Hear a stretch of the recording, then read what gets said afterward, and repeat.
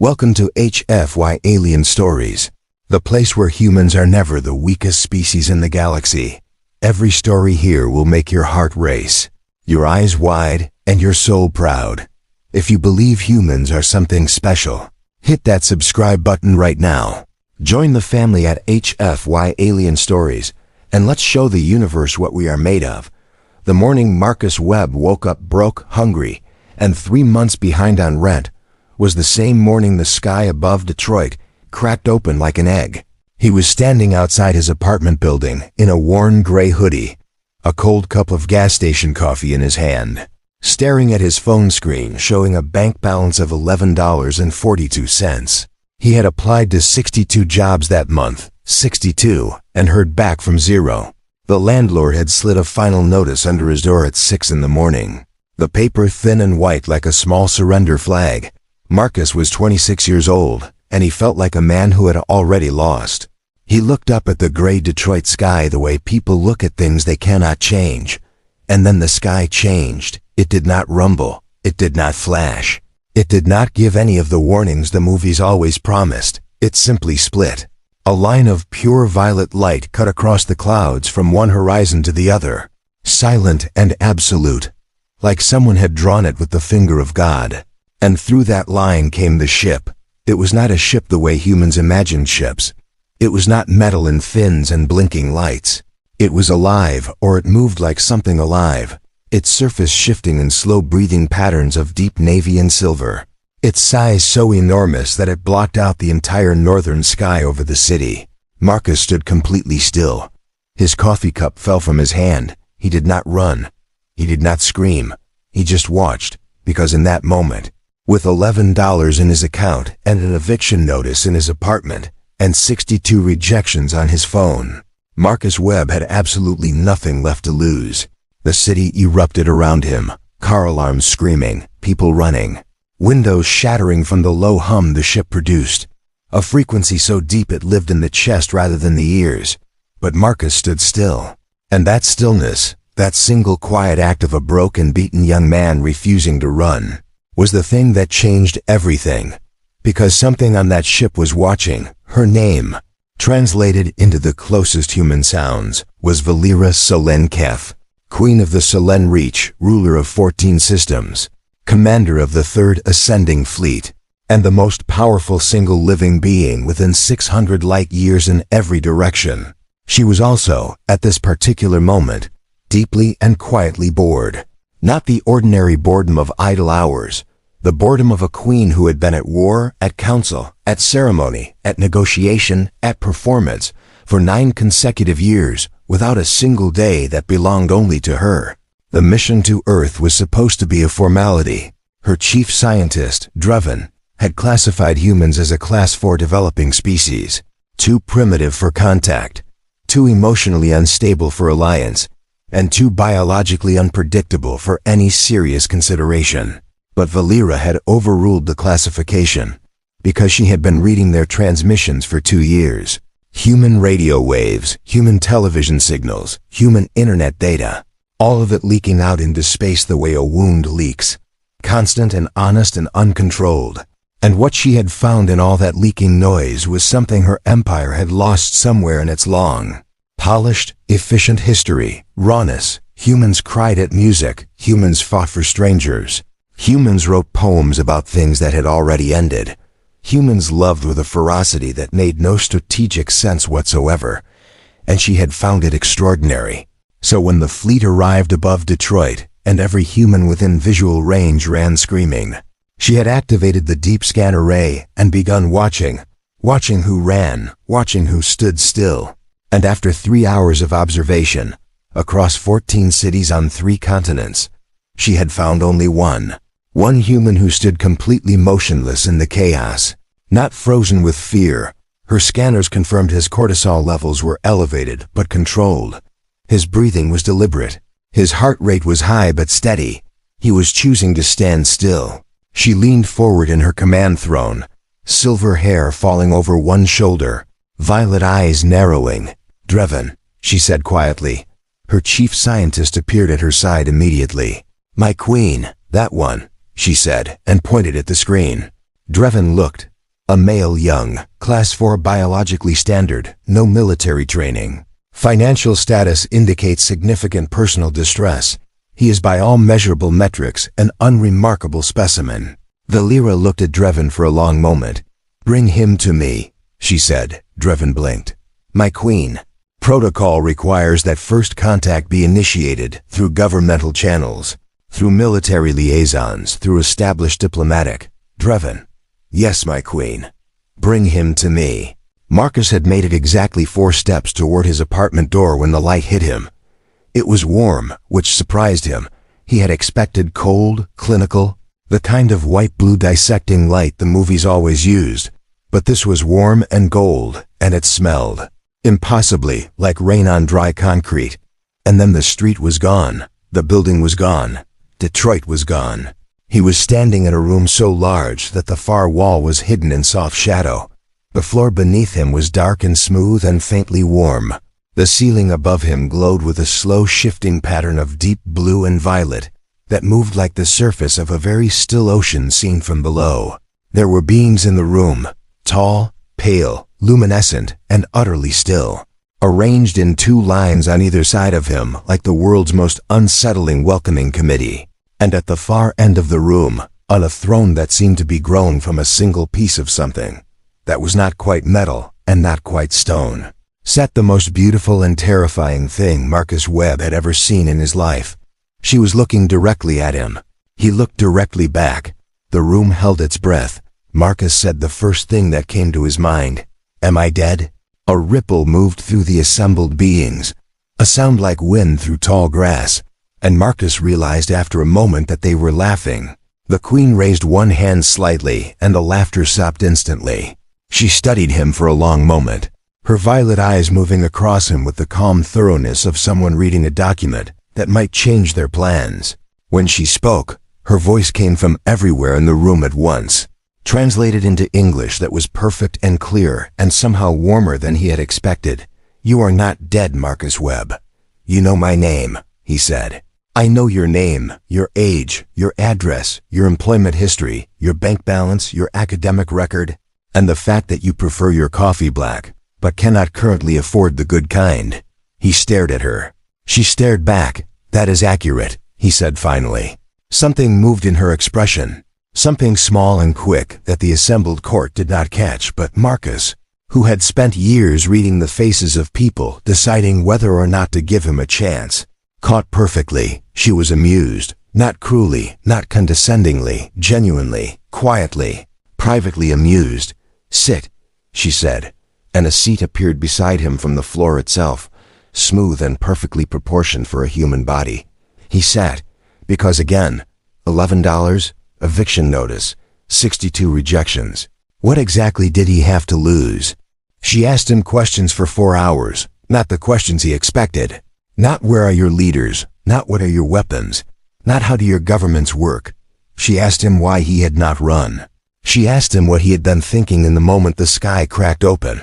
She asked him about the job applications, all 62 of them, what each one was for, what he had hoped each one would mean. She asked him about the last time he had been happy. He told her the truth, all of it, because something in the quality of her attention made lying feel not just wrong but impossible, like trying to pour water uphill. He told her he had not run because running felt like one more defeat, and he had simply run out of room for defeats. He told her he had been thinking that if this was the end of the world, at least it was something new.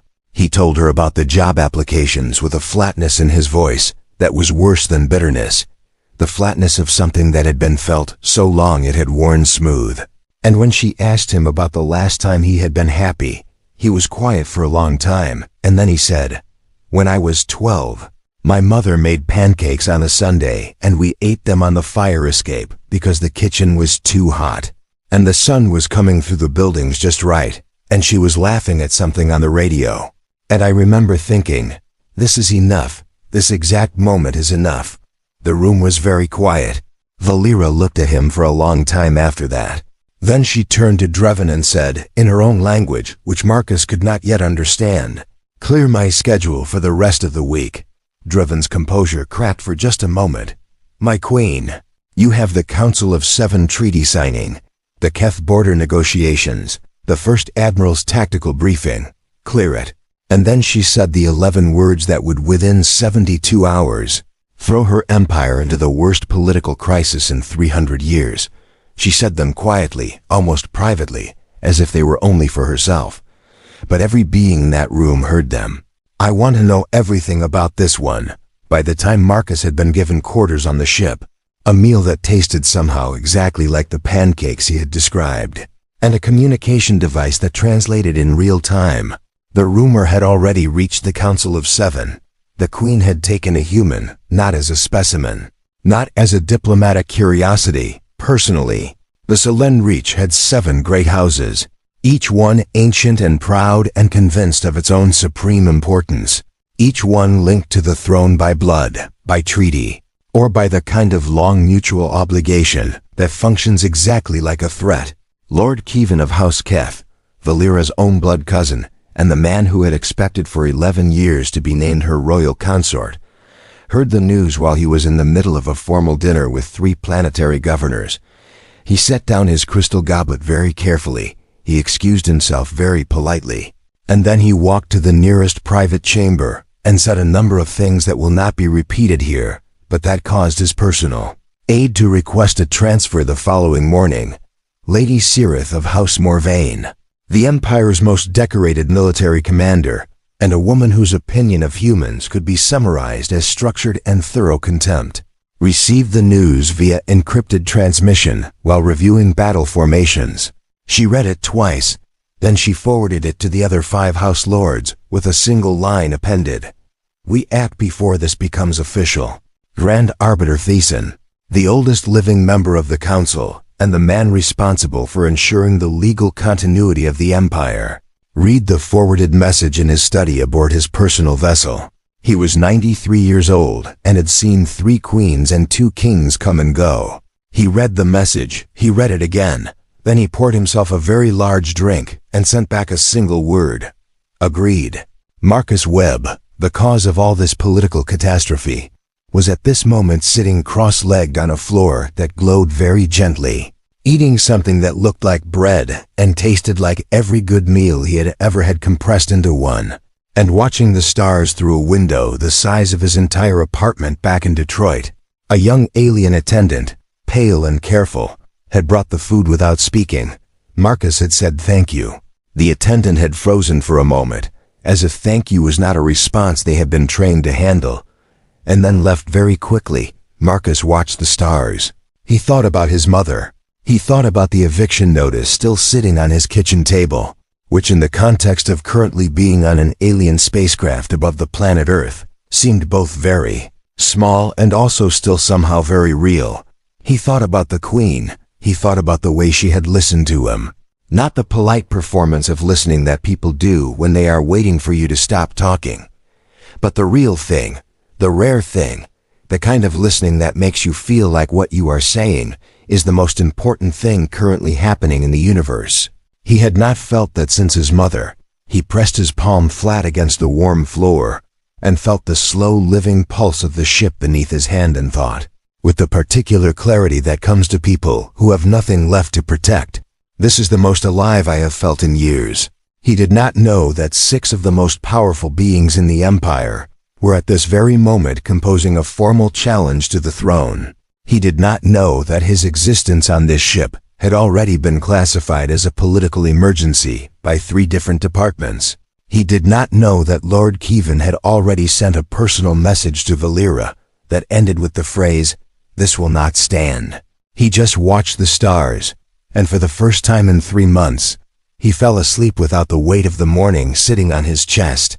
Valera stood at the window of her private chambers and looked down at Earth.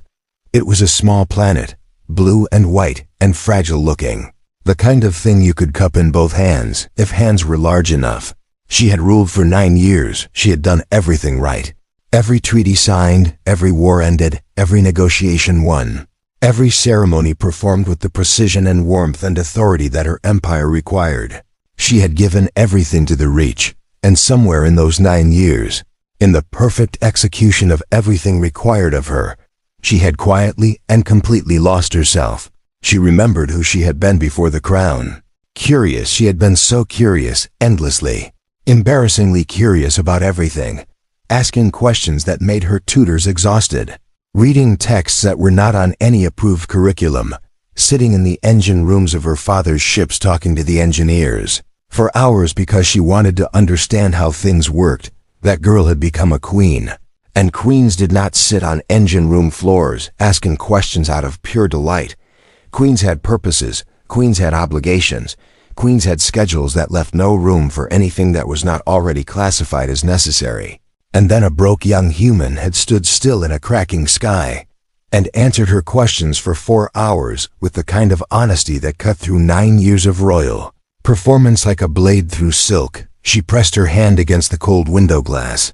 She was not naive. She understood exactly what she had said in that throne room. She understood exactly what the council would do with it. She understood that she had just handed her enemies a weapon they had been waiting 11 years to receive, and she found, standing at the window alone in the dark, that she could not make herself regret it. The document arrived the following morning. It was bound in the formal seals of all 7 great houses, which had not happened in living memory. It required the agreement of all 7, which meant that every house lord had signed it within hours of each other, which meant the coordination had been prepared in advance, waiting for exactly this moment. Valera read it at her council table, with Dreven standing to one side, and her head of security, Commander Reith, standing to the other. The document formally challenged her right to elevate a non-citizen, non-species, biologically incompatible, and strategically insignificant individual to a position of royal intimacy. It invoked the Charter of Solenne, the founding accords, and no fewer than 14 separate precedents dating back to the First Dynasty. It was, Valera noted, extremely well written, Keevan's work. She recognized the rhetorical style, precise and cold and constructed to leave no room for emotional response. They have requested a formal council hearing within 30 days, Dreven said. I can read, Dreven. Yes, my queen, of course. What is Marcus doing right now? Dreven blinked. He asked the kitchen staff how the food synthesis technology worked. They were apparently unable to answer because they do not know. So they brought him to the engineering division. He has been there for 3 hours. Head engineer Sovan reports that he has asked 47 questions, and that 2 of them were, and I quote, genuinely interesting. Valera looked up from the document. Something happened in her expression. It was not a large thing. It was not something the court would have recognized or named. But Reith, who had served her since she was 16 years old, saw it, and Reith thought quietly and privately that the Council of 7 had absolutely no idea what they had just decided to fight. Head engineer Sovan was 400 years old, had designed 3 generations of Solenne fleet vessels, and had never in his professional life been asked 47 questions in 3 hours by anyone. The human sat on an equipment crate in the middle of Sovan's primary engineering bay, hands wrapped around a drink that had been provided mostly to give the engineering staff something to do while they recovered from the previous question, and looked at the engines with an expression that Sovan was slowly realizing was pure joy. Not performed interest, not diplomatic curiosity joy. The unself-conscious delight of someone encountering something extraordinary, and not bothering to pretend they are not overwhelmed by it. So the fold doesn't actually move the ship, Marcus was saying. Leaning forward, elbows on knees, it moves the space around the ship. But if space is moving, and the ship is inside the space that's moving, is the ship moving relative to the rest of space, or is it staying still relative to the bubble and moving relative to everything outside the bubble? And does the ship feel the difference? Sovan stared at him. Because on Earth, Marcus continued, there's this thing called relativity, and depending on your reference frame, whether something is moving or still is actually, am I talking too much? I'm probably talking too much. You are not talking too much, Sovan said, which surprised him as he said it because it was true. The ship is still relative to the fold and moving relative to external space, Sovan said. You would feel no acceleration, no velocity. You would feel nothing. You would simply be in one place, and then in another. Marcus stared at him. That's the most beautiful thing I've ever heard. Sovan experienced a sensation he could not immediately classify. After some consideration, he identified it as being unexpectedly charmed. He had served this empire for 4 centuries, and not once in that time had any person of rank or title or political consequence referred to fold space mechanics as beautiful. He pulled up another schematic. "This," he said, "is the fold generator itself. Would you like to understand how it works?" Marcus Webb, 26 years old, $11 in his bank account, freshest eviction notice in Detroit, looked at the schematic of technology centuries beyond anything on Earth and said, with complete sincerity, "More than I have ever wanted anything." Lord Kevin arrived at Marcus's quarters the following day without announcement. He was tall even by the standards of his species, pale and sharp-featured, dressed in the deep crimson of House Kef, and he wore his authority the way some people wear expensive clothing, as a constant reminder of cost. Marcus opened the door in a borrowed tunic that didn't quite fit and looked up at him. "You must be important," Marcus said. "You have the walk." Kevin looked at him for a long moment. The walk that says I own whatever room I'm in. I've seen it on people before, usually right before they tell me something I don't want to hear." Kevin stepped inside without being invited. He looked around the quarters with the particular brand of studied neutrality that is worse than obvious contempt. "I will be brief," he said. "You are a curiosity, nothing more. The Queen is many things, but she is also practical, and practicality will reassert itself. If you care about her at all, you will remove yourself from this situation before the council hearing forces a public humiliation that damages the throne." Marcus leaned against the doorframe, arms crossed. He thought about $11 and 62 rejections and an eviction notice. He thought about a woman who had listened to him for 4 hours like he was worth listening to. He said, "What's your name?" Kevin blinked. "Lord Kevin of House Kevin," Marcus said. "Can I ask you something? When was the last time someone told Valera the truth? Not a polished version of the truth, not a strategically optimized version of the truth, but just the actual true thing they were actually thinking." Kevin was silent. "Because I'll tell you what I think," Marcus said. "I think you're scared, not of me, I'm nobody. I have $11 to my name and bad shoes. But you're scared of what it means that she chose to talk to me instead of the people she's surrounded by every day. And you should probably think about why that is." Kevin looked at him for a very long time. When he left, he did not respond. But his walk was slightly different on the way out. Valera found him in the ship's archive 3 days later, surrounded by translation texts, a half-eaten plate of synthesized food beside him. Completely absorbed, she stood in the doorway for a moment before he noticed her. He was mouthing words quietly, practicing sounds. The tip of his tongue pressed against his teeth in concentration, and there was something in it, in the earnest, uncomplicated effort of a human man trying to learn an alien language alone in a library because it interested him, that stopped her completely. "You are learning Solen," she said. He looked up, startled, and then settled. "Trying to. Your translation tech does all the work, and I keep thinking that's cheating somehow." She sat across from him. "It is not cheating, it is practical." "Sure, but if I'm going to be here, I want to actually understand things, not just have them explained to me through a machine," he said, then paused. "How long am I going to be here?" "Actually, no one has told me that." She met his eyes. "How long would you like to be here?" He was quiet for a moment. "That's the first time anyone's asked me what I want in a really long time," he said. "Then I am asking." He looked at the translation texts, at the window, at the stars outside, at her. "I don't have anything to go back to," he said. "I mean, I have an eviction notice and a cold apartment and a phone full of rejection emails. And here I have a library and an engineer who actually wants to answer my questions." He stopped. "And," she said, very quietly, "and someone who looks at me like I'm worth looking at," he said, and his voice was very steady when he said it. The steadiness of someone saying a true thing they have thought about carefully. The library was very quiet. "Marcus," she said. "Yeah. The Council of Seven has formally challenged my right to have you here. It will go to a public hearing in 26 days. And they are very powerful and very prepared, and they will make a case that is legally sophisticated and politically devastating. And some of what they say will be very difficult to hear." He looked at her. "I'm telling you this," she continued, "because I will not make decisions about your life without telling you the truth of what those decisions cost.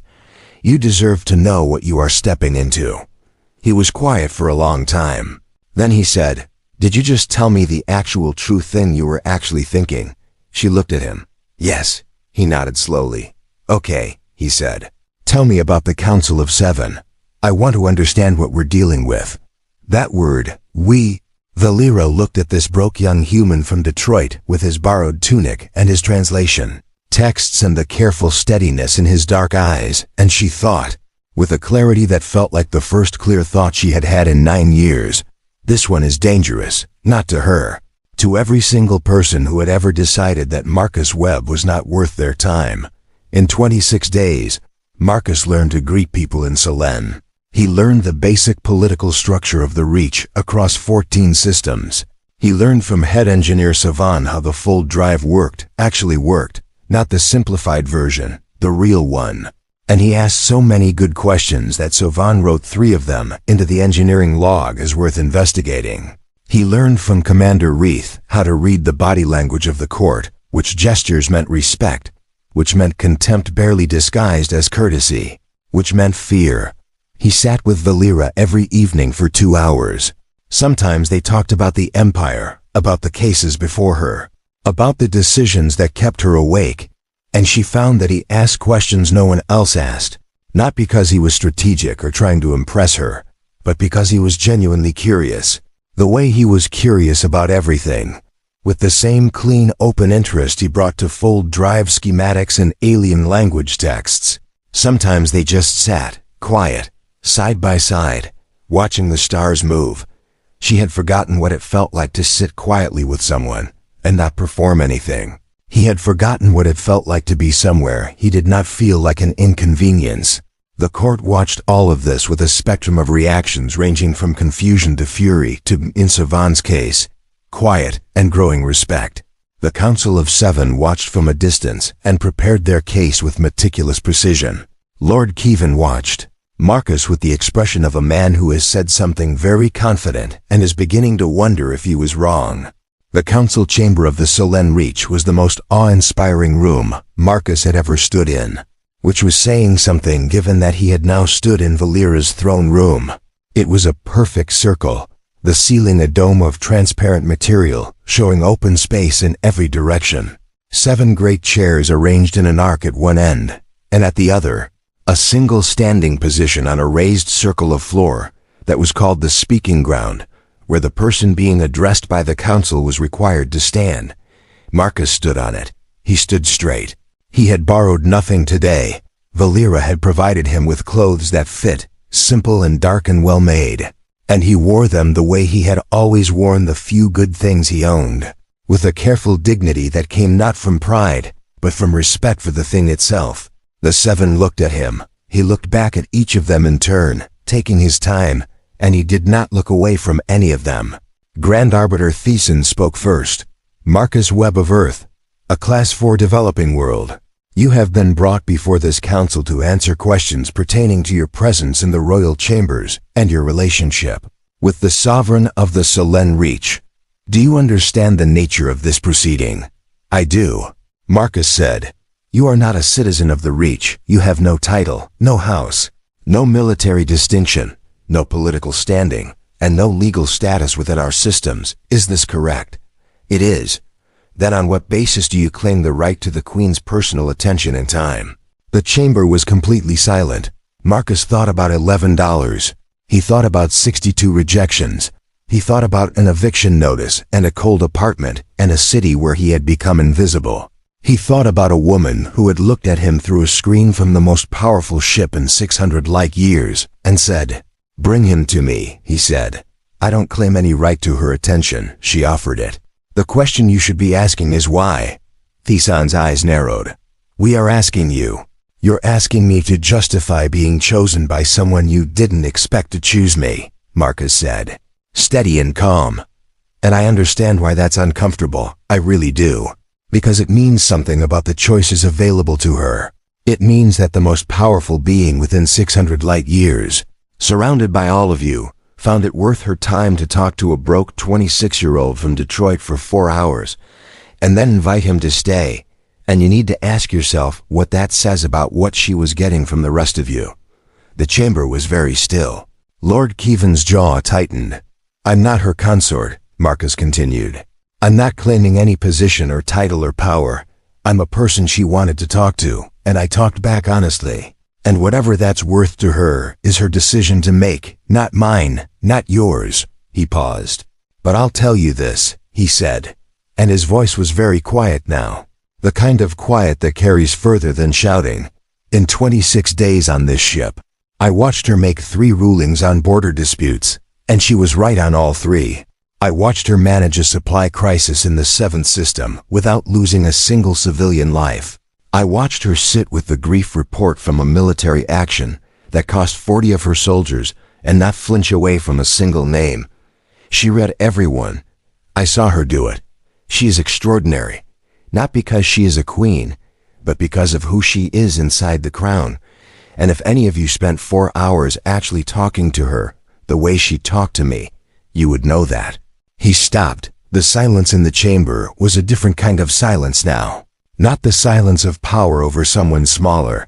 The silence of 7 very powerful people who had just been seen accurately by someone they had completely underestimated. She had not been required to attend.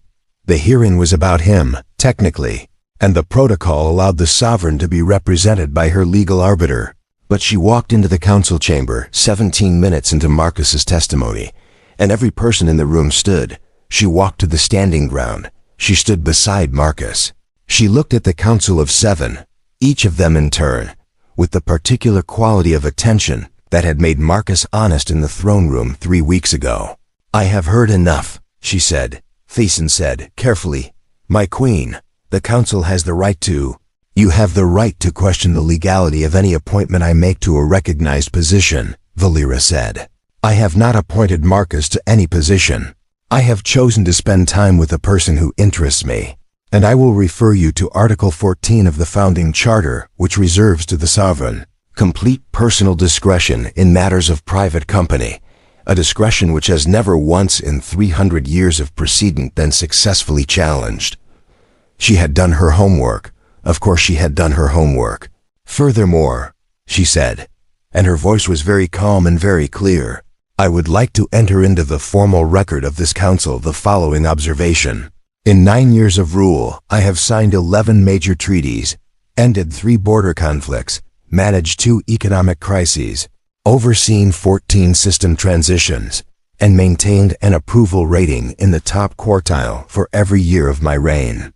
I have done all of this correctly, and I have done all of it alone, because the people surrounding me have been more interested in access to the throne than in the person sitting on it."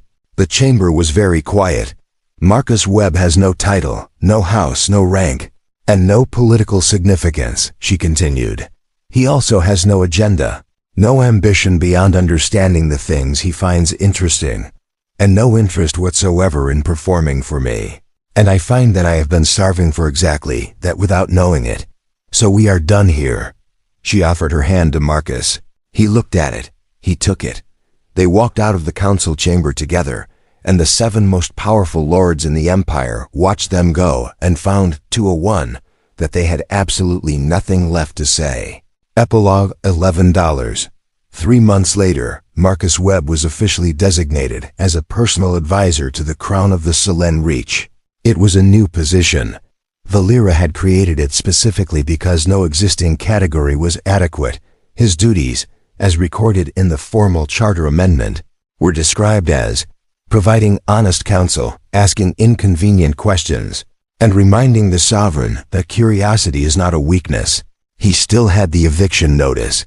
He kept it in the pocket of his good coat, the one Valera had given him, the dark, well-made one he wore with careful dignity. He kept it because $11.62 rejections and an eviction notice had made him the man who stood still in a cracking sky. And standing still in a cracking sky had brought him here. Head engineer Sovan had now formally requested that Marcus be allowed to attend the weekly engineering briefings.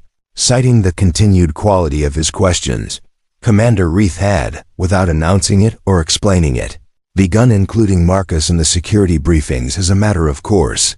Even Grand Arbiter Thiessen, ancient and proud and thoroughly outmaneuvered, had sent a formal note to Marcus's quarters containing nothing but the Solen phrase for well argued, which Sovan told him was about as close to a compliment as Thiessen had given anyone in 40 years. Lord Kievan had not spoken to him again. But one evening in the corridor, they had passed each other, and Kievan had given him the smallest, stiffest, most reluctant nod of acknowledgement that had ever existed in any empire in the history of the galaxy. Marcus had nodded back. That night he sat with Valera at the window. The stars moved slowly outside, vast and cold and endlessly interesting. She said, "The Council will try again. They will find another angle, another legal mechanism. This is not finished." "I know," he said. "It may become very difficult." "I know that too." She was quiet for a moment. "Are you afraid?" He thought about it honestly. "No," he said. "I spent 3 months being afraid of an eviction notice. I spent 3 years being afraid of not being enough. Being afraid of this feels like at least this is something worth being afraid of." She looked at him. "Marcus." "Yeah. Thank you for standing still." He looked at her, at the crown she wore even now, at the weight behind her eyes, at the queen and the girl underneath the queen. Both of them real. Both of them extraordinary. "Thank you for watching," he said. Outside the window, 14 systems turned slowly in the dark, and somewhere in Detroit, in a cold apartment with a notice on the kitchen table, a phone full of rejections sat uncharged and forgotten, because the person it belonged to was watching the stars, and for the first time in a very long time, he was exactly where he was supposed to be. The end. If this story made you feel something, hit that subscribe button and ring the bell, because at HFY Alien Stories, humans are never the weakest thing in the room. New story coming soon. We'll see you there.